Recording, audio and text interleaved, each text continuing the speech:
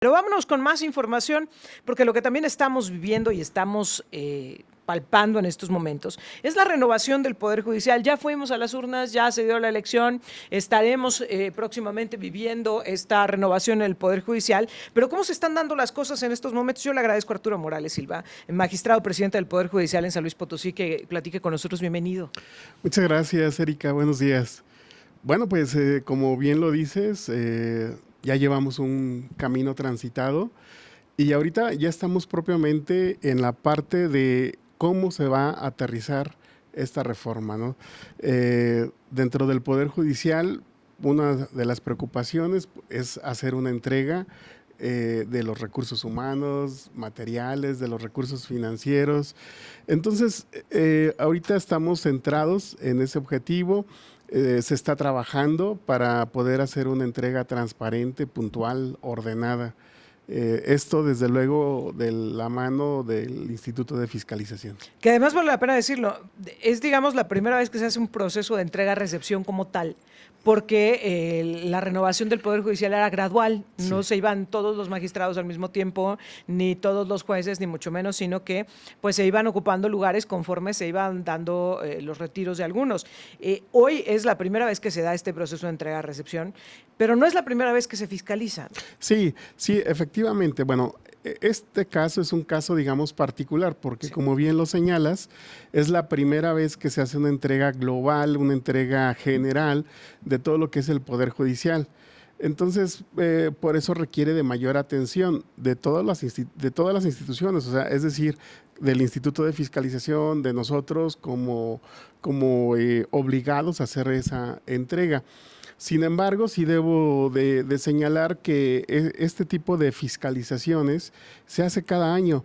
Nosotros en el Poder Judicial normalmente contamos con gente del Instituto de Fiscalización desde el mes de enero, Sí. que están verificando que se vayan realizando los movimientos financieros de recursos humanos, etcétera, de manera adecuada, de como lo marcan los reglamentos, las leyes. Entonces, no nos es muy desconocido. Sin embargo, bueno, pues ahora sí tenemos que ser un poco más puntuales por la particularidad que tiene este proceso. Ahora, ¿cuáles son los retos principales en este proceso de entrega-recepción? Porque aunque hay ciertos perfiles que obviamente ya estaban en el Poder Judicial, que se mantienen, otros que estarán cambiando, no es lo mismo, como lo decíamos, transitar de manera gradual a hacerlo de golpe, y esta es la primera vez que esto va a suceder. ¿Cuáles son los grandes retos que ustedes están detectando? Bueno, uno de ellos es que las personas que ahora van a entrar en funciones tendrán que tener esa curva de aprendizaje lo más acelerado posible. Sí. Porque, bueno, estamos hablando de jueces, de magistrados.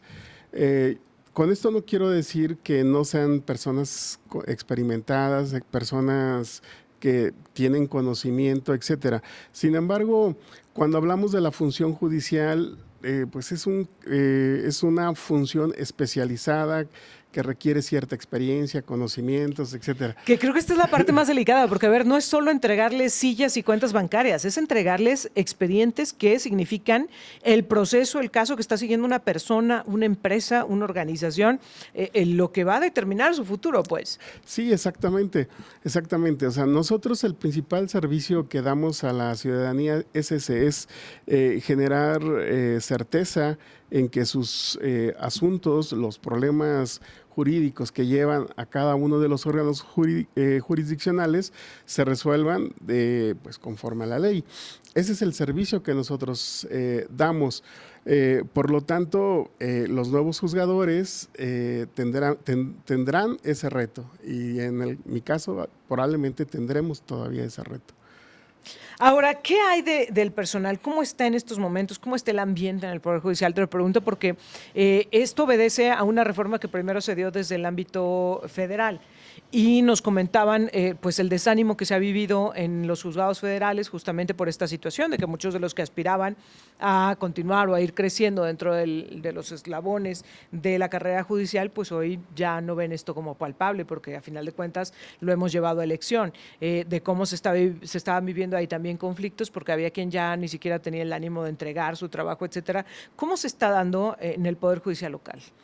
Bueno, primeramente quiero externar un reconocimiento para los jueces, para los secretarios, para el personal administrativo, porque a pesar de la situación por la que se está pasando dentro del Poder Judicial, han mostrado un profesionalismo, es decir, ellos están realizando su trabajo aún con las limitaciones que tenemos. Por ejemplo, te puedo mencionar, y hay que reconocerlo así, los órganos jurisdiccionales no están contando con todo el personal o la plantilla que deberían de tener. Por cuestiones de trámites administrativos, porque muchos han decidido y han optado por la jubilación, por separarse. Entonces, a pesar de que no están trabajando al 100% con su plantilla, pues están respondiendo. Ahora, el desánimo, sí hay un desánimo, o sea, debo reconocerlo, porque esta reforma sí trajo un impacto en la vida de cada uno de los servidores judiciales. Muchos tomaron una decisión que no tenían pensado en este momento tomarla, como jubilarse o separarse de la función. Sin embargo, los juzgadores potosinos, los juzgadores del fuero común, que es al que pertenezco, han mostrado un profesionalismo y un respeto a la institución que es el Poder Judicial. Tengo que hacer una pausa, pero cuando regresemos quiero que me hables también de pues el tipo de perfiles que estarán llegando y cómo estaremos viviendo los ciudadanos estos cambios, pero también de las impugnaciones que se han presentado con respecto a la elección del Poder Judicial y si los perfiles que se han elegido por parte de los ciudadanos son justamente los que podrían ser y quedar validados para ocupar estos cargos. Si me lo permites, vamos a la pausa. Enseguida estamos de regreso. Estamos platicando con Arturo Morales Silva, magistrado presidente del Poder Judicial en San Luis Potosí. Enseguida volvemos. Estamos de regreso y estamos platicando con Arturo Morales Silva, magistrado presidente del Supremo Tribunal de Justicia en el Estado de San Luis Potosí. Y a ver, hablábamos de esta renovación del Poder Judicial, pero se está topando pues también con algunas impugnaciones, con algunos señalamientos, sobre todo con respecto a si se cumplió o no con las condiciones que se habían planteado en las convocatorias, sobre todo en el tema de los promedios, de quien resultaron electos, los promedios que obtuvieron en su educación universitaria, porque se había planteado que tendría que ser por lo menos de 8. ¿Qué está pasando en este sentido? ¿Se contrapone a quien elegimos en San Luis Potosí con los requisitos que estaban planteados? No, Erika. Aquí hay que ser muy precisos, muy puntuales. Tanto la Constitución federal como la Constitución local, si la revisamos, en ambas legislaciones coinciden en que quienes podían participar en este proceso de elección eran prácticamente dos grupos de personas. Uno, el que no pertenecía o que no era juzgador y entonces tenía que llenar todos los requisitos que establecen ambas legislaciones. Para ellos se aplicaba el tema del promedio. Exactamente, Erika, porque mira, en el otro grupo la Constitución es bien clara y dice, bueno, los juzgadores que estén en funciones pasarán de manera directa a la elección. Okay. ¿Por qué? O sea, ¿por qué la Constitución hace esta distinción? Y te comentaba hace un rato, la Constitución siempre establece cuestiones de excepción. Por ejemplo, te explicaba, en la garantía de audiencia, todos los ciudadanos, todas las personas que radicamos en México, tenemos garantía de audiencia en todos los procesos judiciales. ¿Qué significa? Que antes de que decida la autoridad, debe de escuchar a las personas. Sí. Pero, por ejemplo, si hablamos de la orden de aprehensión, no se le va a dar garantía de audiencia a la persona imputada, a la persona que probablemente cometió un delito. ¿Por qué? Bueno, porque de darse la audiencia, evidentemente, es muy probable que se sustraiga y con ello se interrumpa el proceso y con ello también pues no se haga justicia. Claro. Por ejemplo, si hablamos del derecho a la igualdad entre hombre y mujer, Bueno, la Constitución nos dice que hombre y mujer somos iguales. Sin embargo, cuando hablamos del derecho a las mujeres, el derecho de los niños, el derecho a las personas adultas, entonces hay excepciones en donde se va a prevalecer el derecho de estas personas por encima de, por ejemplo, del derecho de los hombres. ¿Por qué? Porque la Constitución trata de proteger un derecho de mayor valía. ¿Qué sucede acá? Bueno, acá en la elección se dijo, las personas juzgadoras no es necesario que cumplan con todos los requisitos, pasarán de manera directa a la boleta. ¿Por qué? Porque se parte del principio que estas personas ya tienen conocimientos, ya tienen experiencia, y ese es el motivo que justifica del por qué pasan a la boleta. Esa es una explicación que podríamos encontrar a partir de lo que está redactado tanto en la Constitución Federal como en la Constitución local. ¿Esto significaría, y bajo esta premisa, que quienes han sido electos se mantengan firmes y que puedan llegar a tomar ya funciones dentro del Poder Judicial? Bueno, aquí recordemos que estamos en el proceso de impugnación y varios de los que tuvimos el voto favorable de la ciudadanía, estamos relacionados con impugnaciones por este motivo. Seguramente, bueno, ya el Tribunal Electoral es quien va a definir.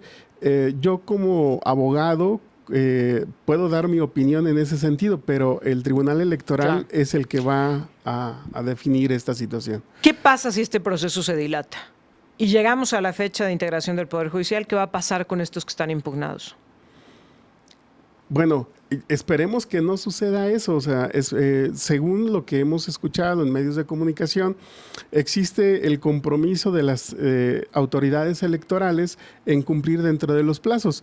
Recordemos que se tiene previsto, si los recursos se resuelven en los plazos ya señalados, que se tome protesta el 14 de septiembre. Sí. Bueno, seguramente se van a resolver dentro de los plazos que señala. ¿Qué pasa si por esta o alguna otra razón hay alguien que no se mantiene firme? Es decir, hay alguien a quien, como decimos popularmente, el tribunal tumba y dice, no puede ser parte del Poder Judicial. ¿Qué procedería ahí? Bueno, si eso fuera, desde mi punto de vista, tendría que subir la persona que está digamos, por debajo de quien va a salir. El segundo lugar. El segundo digamos. lugar, así es. Ese sería el... Pero no iríamos a reponer una elección, no tendría que venir otro mecanismo extraordinario. Por este motivo considero que no. Por este motivo no. Ahora, dije una cosa, ¿qué tan avanzados van en este proceso de entrega-recepción? Tú ya nos decías, está participando el Instituto de Fiscalización, pero ¿estaremos en tiempo para este 14 de septiembre de decir ya estamos listos para entregar? Y sobre todo te quiero preguntar, porque a ti te va a tocar estar como en las dos partes, el que entrega y el que recibe, porque por la elección permaneces como parte de este Poder Judicial en San Luis Potosí. ¿Qué sigue? Después de ese 14 de septiembre, ¿qué sigue para el Poder Judicial en San Luis Potosí? Bueno, yo creo que aquí es el compromiso de todos los que tenemos una responsabilidad dentro del Poder Judicial de realizar nuestro trabajo con la mayor eficiencia. El Poder Judicial no puede parar.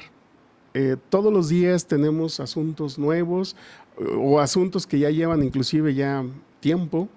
Entonces no puede parar, el Poder Judicial siempre está en tránsito. Claro. Entonces a quienes les corresponden y nos corresponderían en su momento, pues somos las personas que nos vamos integrando al Poder Judicial, de actualizarnos, de ponernos al corriente, de estudiar los casos lo más rápido posible para que la función que prestamos no se vea interrumpida. Entonces, creo que el Poder Judicial y los que lo integramos tendríamos ese gran compromiso, que es el principal. Pues se vienen tiempos complicados, eso hay que decirlo, Sí. porque el asunto no terminó en la elección. Creo que ahí fue al contrario, ¿no? Empezó a construirse este nuevo Poder Judicial, como lo ha manifestado el partido en el poder, pero además creo que también en la práctica, por todos estos cambios que estarán viviendo entre quienes llegan electos, pero también quienes decidieron jubilarse de manera anticipada, pero con quien va a quedar dentro de la estructura del Poder Judicial en cada uno de los eslabones, viene un proceso muy interesante y yo por eso Sí. te quiero pedir que podamos estar en comunicación, porque Sí. creo que aunado a esto, la gran promesa de la reforma al Poder Judicial es que se iba a socializar, que se iba a abrir a la población. Y no creo que esa apertura quede solo en haber acudido a las urnas, sino creo que tenemos que verla de manifiesto, que de aquí en adelante los ciudadanos estaríamos esperando realmente tener un Poder Judicial mucho más cercano y mucho más abierto a la población. Así que bueno, pues de ello vamos a estar pendientes y te agradezco mucho que hayas estado con nosotros. No, al contrario, muchas gracias. Y desde luego estoy en la mejor disposición de compartir con toda tu audiencia lo que vayamos avanzando, en lo que vayamos avanzando dentro del Poder Judicial. Gracias, Arturo Morales, el magistrado presidente del Supremo Tribunal de Justicia en el Estado. Gracias por estar con nosotros. Muy Muchas buenos días. gracias. Gracias. Nosotros vamos a hacer una pausa.